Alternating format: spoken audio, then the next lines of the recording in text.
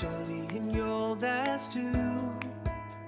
I swim with tea when they turned in. The staring out to mute and can lend a pole that some kid died. When an employee receives a vehicle allowance from their employer, the first step is to determine exactly what type of payment they receive. This is important because the tax treatment and whether the employee can claim vehicle expenses depends on whether the allowance is taxable or non-taxable.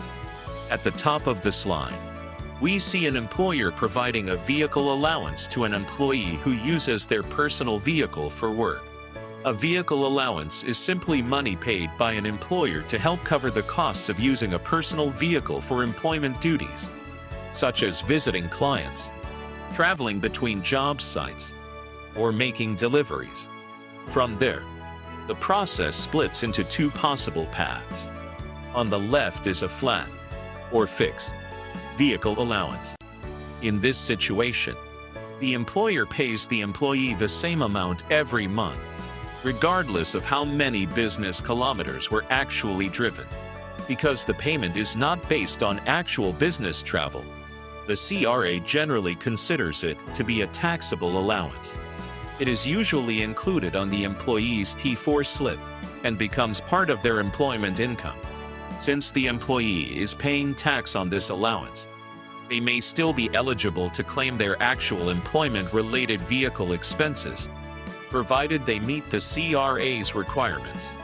This includes having a signed T2200, maintaining proper records, and completing Form T777. On the right side is a per-kilometre reimbursement. Instead of paying a fixed amount, the employer reimburses the employee based on the actual number of business kilometers driven, using a reasonable CRA-approved rate per kilometre. Because this payment reflects actual business travel, it is usually considered non-taxable. In most cases, this reimbursement does not appear as taxable income on the employee's T4 slip, since the employer has already reimbursed the employee for those vehicle costs. There is normally no additional vehicle expense deduction available for the same expenses. The comparison at the bottom summarizes the difference. A flat allowance increases the employee's taxable income and may allow a separate vehicle expense deduction if all CRA conditions are met. A reasonable per-kilometre reimbursement usually does not increase taxable income, but it also normally eliminates the need for an additional deduction because the employee has already been compensated. The key lesson from this slide is simple. Whenever you see a vehicle allowance, don't assume it is treated the same way every time. Your first question should always be, is the allowance taxable or non-taxable? Once you answer that question, you can determine the correct CRA treatment and prepare the tax return accurately. Now let's look at what happens when the employer's reimbursement does not fully cover the employee's actual vehicle expenses. This is an important situation because the employee may still be entitled to claim the portion of the expenses that was not reimbursed. The process begins by calculating the employee's total eligible vehicle expenses. This includes costs such as fuel, insurance, maintenance, repairs, licensing fees, and any other allowable vehicle expenses. After applying the employment use percentage based on the mileage log, we determine the total amount of deductible work-related vehicle expenses. In our example, the employee's allowable employment-related vehicle expenses are $11,713. Next, we determine how much the employer reimbursed the employee. In this example, the reimbursement is based on business kilometers driven and totals $8,825.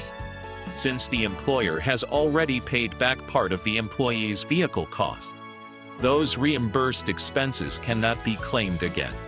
The next step is to compare the actual expenses with the reimbursement. We subtract the reimbursement from the total allowable vehicle expenses. In this example, $11,713 minus $8,825 leaves a remaining deductible amount of $2,888. This remaining amount represents the portion of the employee's work-related vehicle expenses that was not covered by the employer. That is the amount that can be claimed on Form T777 and eventually deducted on the employee's income tax return. The right side of the slide shows two ways of handling the reimbursement when preparing the tax return. The first method is to include the reimbursement in the employee's income, and then claim the full amount of the vehicle expenses. This approach results in the same overall tax outcome, but requires reporting additional income before claiming the full deduction. The second method is usually simpler, and is the approach most tax preparers prefer. Instead of adding the reimbursement to income, the reimbursement is simply subtracted from the total eligible expenses. The employee then claims only the remaining unreimbursed amount on Form T777. At the bottom of the slide are three important reminders. First, always keep every receipt and supporting document for vehicle expenses. Second, maintain an accurate mileage log showing the business kilometers driven throughout the year. Third, make sure the employee has a signed T2200 from their employer confirming that they are required to pay these expenses as part of their employment. The key lesson from this slide is that employees cannot claim expenses that have already been reimbursed by their employer. However, if their actual work-related vehicle costs are higher than the reimbursement they received, they may still claim the remaining eligible amount. Careful calculations, proper documentation, and a signed T2200 ensure that the deduction is accurate and fully compliant with CRA requirements. Let's finish this section by looking at the complete workflow that a tax preparer should follow whenever an employee has received a vehicle allowance or reimbursement. Following a consistent process helps ensure that the tax return is accurate, compliant with CRA rules, and free from common errors. The first step is to collect all of the required documents. This includes the employee's T4 slip, the signed T2200, the mileage log, and all supporting receipts for vehicle expenses. Without these documents, it is not possible to accurately determine the employee's eligibility or calculate the correct deduction. Next, identify the type of payment the employee received. This is one of the most important decisions in the entire process because the tax treatment depends on whether the payment is a taxable flat allowance or a non-taxable per-kilometre reimbursement. Once the allowance type has been identified, follow the appropriate path. If the employee received a taxable flat allowance, the allowance is generally included as employment income on the T4 slip. Since the employee is paying tax on that allowance, you can calculate the actual eligible vehicle expenses, and, if all CRA requirements are satisfied, report those expenses on Form T777. If the employee received a non-taxable per-kilometre reimbursement, the next question is whether that reimbursement covered all of the employee's eligible vehicle expenses.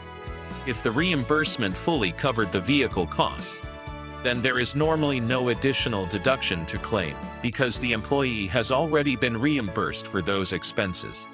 However, if the employee's actual employment-related vehicle expenses are greater than the reimbursement received, only the remaining unreimbursed amount may be claimed. In other words, the employee can deduct only the portion of the expenses that they personally paid and were not reimbursed for by the employer. After determining the correct deductible amount, complete Form T777 using the eligible vehicle expenses and transfer the appropriate deduction to the employee's income tax return. Following these steps helps ensure that the return complies with CRA requirements while allowing the employee to claim every deduction they are entitled to. The checklist on the right side of the slide serves as a final review before filing the return. Confirm that the T2200 has been signed by the employer.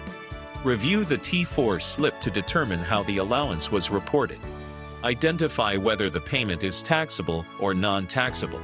Verify the reimbursement amount. Compare it with the employee's actual vehicle expenses. Review the mileage log. And complete Form T777 accurately. The summary at the bottom captures the entire process in a simple sequence. Start with the vehicle allowance or reimbursement. Determine its tax treatment. Compare the reimbursement with the employee's actual expenses. Calculate the eligible deduction.